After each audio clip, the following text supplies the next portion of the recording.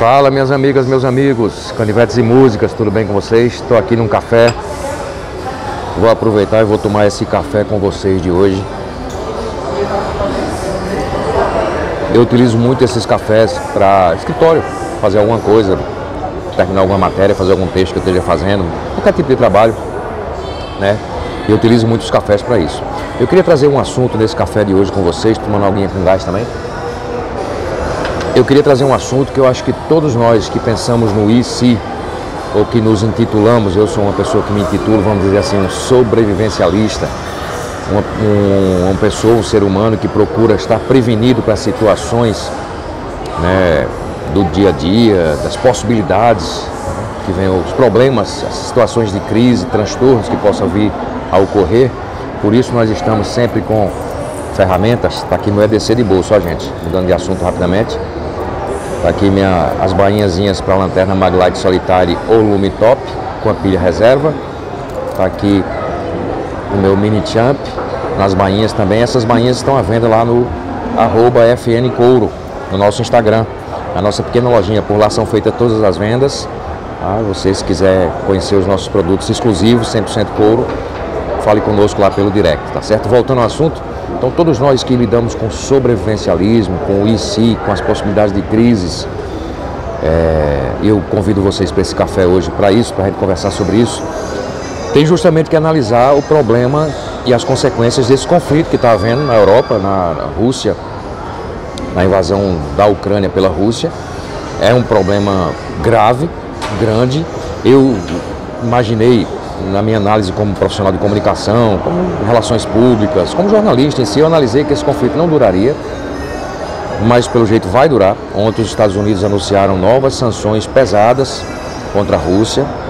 Não acredito que a Rússia vá desistir do que está propondo, afinal de contas houve um cerco montado a ela, com essa coisa da OTAN. Enfim, isso é uma análise que a gente não vai fazer aqui, mas pensar sim como sobrevivencialista, como pessoas que pensam nas possibilidades de crise, nos assuntos que nos irá ser decorrentes desse conflito, que será justamente os problemas que o Brasil vai ter e que o mundo terá por conta do estender desses conflitos lá, né, que não devem acabar tão cedo. Bom, alguns profissionais, algumas pessoas que analisam essas consequências econômicas, colocam as opiniões, elas estão nos diversos meios de comunicação e vocês podem acompanhar, cada um tem um pouco de sua opinião, é todo mundo meio tiozão, tiazona do Zap, né? Que tem suas opiniões sobre tudo. O legal é não ter a velha opinião formada sobre tudo, e sim ser uma metamorfose ambulante, como dizia o querido Raul Seixas, mas já há pessoas que pensam como nós, imaginando a possibilidade de estocar alimentos. Por quê? A decorrência principal disso tudo, e resumidamente, claro que eu estou falando aqui a grosso modo, é um aumento mais absurdo do que já tivemos nos últimos 3 anos, no preço dos combustíveis, consequentemente alimentos e remédios, produtos essenciais para a nossa sobrevivência. Todo mundo precisa se alimentar, todo mundo em algum momento precisa de algum remédio e todo mundo precisa desses produtos que são introduzidos no dia a dia como essenciais para a nossa sobrevivência. Então, algumas pessoas desse meio, que pensam parecido conosco, como nós pensamos, eu acredito que muitos de vocês, já estão sim imaginando a possibilidade de estocar alimento. Por favor, eu não quero de jeito nenhum que confundam esse vídeo com o vídeo de alguém atabalhoado aí, propondo uma corrida aos supermercados. Não é nada disso. Aqui é uma conversa muito tranquila, para a gente começar a pensar nisso calmamente. Nunca fui um adepto à teoria de conspirações, ao contrário, sou contra isso, sabe? Agora, quem já vive no limite do orçamento, como por exemplo é meu caso, tendo em vista todos os aumentos dos produtos essenciais e consumidos pela pequena classe média nos últimos anos, estamos muitos no limite, precisa imaginar sim que haverá um plus a mais negativamente nos preços dos produtos essenciais. Isso já é dito por qualquer economista, qualquer analista aí mais sério, ele já está verificando isso. Bom, a gasolina vai se aproximar dos R$10, consequentemente tudo aumenta por conta da gasolina. Nós não temos ferrovia, nós não temos linhas de trem, vocês sabem disso. Todo o nosso transporte de alimentos, remédios e tudo mais é feito por vias terrestres, pelos nossos irmãos e irmãs caminhoneiros. Aumentando a gasolina, aumenta os fretes, aumenta tudo, blá blá blá, aquela história toda que você já sabe, e cai sempre na gente, principalmente no mais pobre no que tem mais dificuldade. Então começa a haver um movimento da galera, no bom sentido, que pensa como nós, na direção da possibilidade de estocar alimentos. Acho que isso não é uma coisa para ser tão urgente para amanhã de manhã, né? Ou para essa semana agora, mas para os próximos dias, para as próximas semanas, creio eu vou começar a pensar nisso. Ver, claro, analisar quais os produtos, tem a questão de ser perecível, tem que ser produtos não perecíveis, produtos que tenham, de preferência, tempo de armazenamento maior, sem se estragar. Então a gente pensa o quê? No básico, feijão, arroz, macarrão. Quanto tempo dura isso? Eu não colhi a data de validade desses produtos, preciso olhar, vou começar a fazer isso. Então acho que a gente que pensa, por quê? Ah, não, mas eu tenho grana, não tem problema, se você me disser isso. Eu tenho grana, não tem problema, se o quilo de feijão for a R$30, para mim não é problema, certo? Mas existe também uma possibilidade de escassez. Lembre-se que nós somos quase dependentes, não diria dependentes, mas quase dependentes dos fertilizantes e agrotóxicos que compramos da Rússia. A Rússia não vai mais vender o Brasil. Temos um estoque para um tempo? Temos.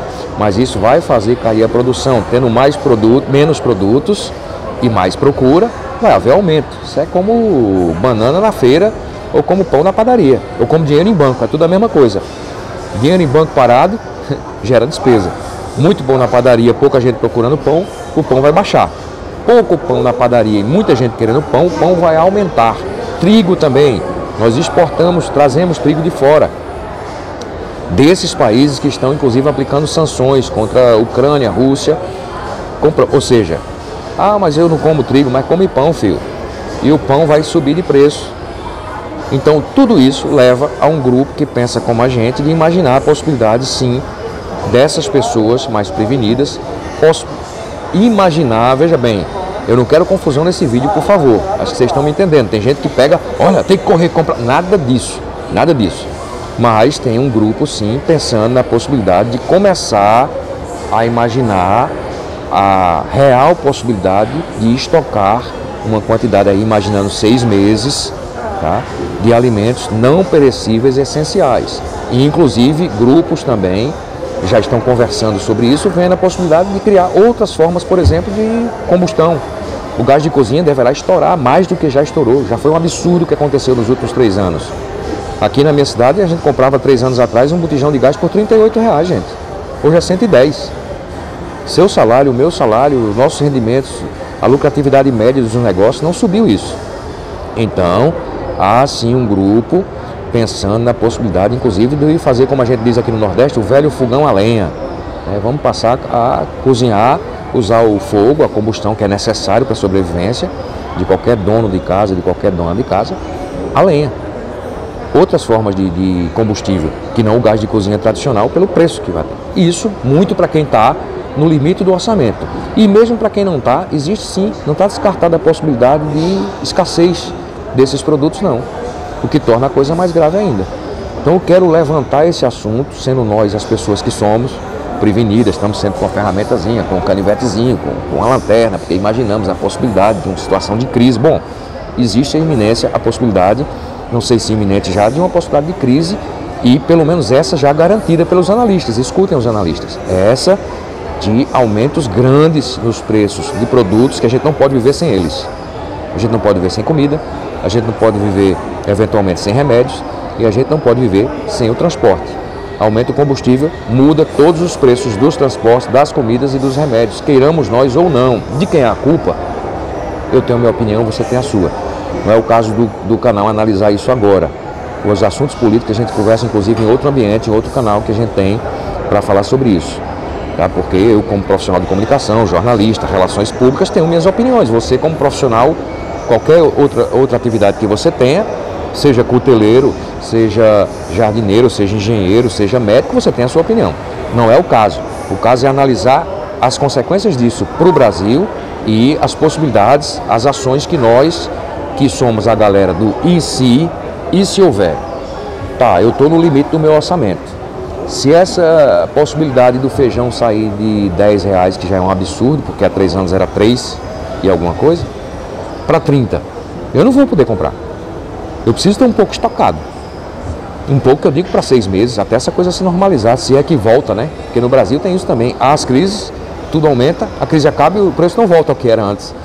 continua alto. E não volta mais mesmo. Então, gente, que por favor esse vídeo não seja confundido com alguém que está pregando uma teoria malucada de que tudo vai vir um apocalipse zumbi. Não vai vir apocalipse zumbi nenhum, por enquanto. E aí eu digo por enquanto porque aí também é uma outra análise. Não é impossível essa guerra desandar para um conflito não só de armas, né, de defesa, armas como a gente conhece tradicionais. Há sim, embora ainda remota, a possibilidade disso desandar para um conflito de armas nucleares, e aí o problema é outro, inclusive com poucas coisas que a gente pode fazer, né, porque radiação, a Rússia, por exemplo, tem 6.000 ogivas nucleares com possibilidade de construir mais 8.000 amanhã se precisar. E outros países que estão contra, e a gente não vai analisar, repito, quem está certo ou quem está errado, não é o caso aqui, podem também. Então, se a gente desandar por uma guerra nuclear, é outra conversa que a gente vai ter, não sei nem se a gente vai ter a oportunidade de ter essa conversa, porque aí armas de destruição em massa é uma coisa absurda.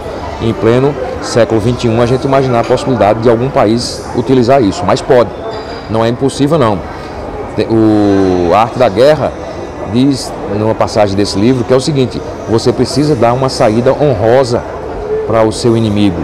E eu acho que está havendo um problema também em relação a isso, é uma avaliação superficial que eu estou fazendo, mas é preciso dar uma saída honrosa para o perdedor.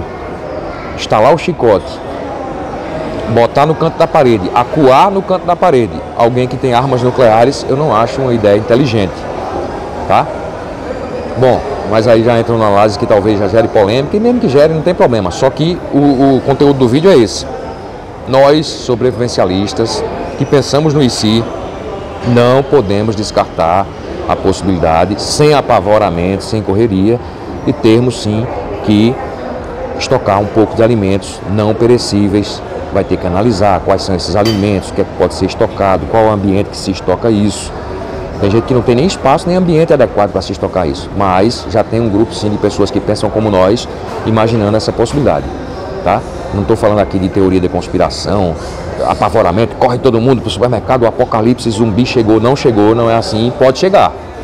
Não necessariamente o zumbi, mas o apocalipse, uma situação de crise. A gente passa o tempo inteiro das nossas vidas pensando nisso. O que é que eu estou fazendo em um shopping, tomando um café com vocês, com um canivetinho, com a lanterna?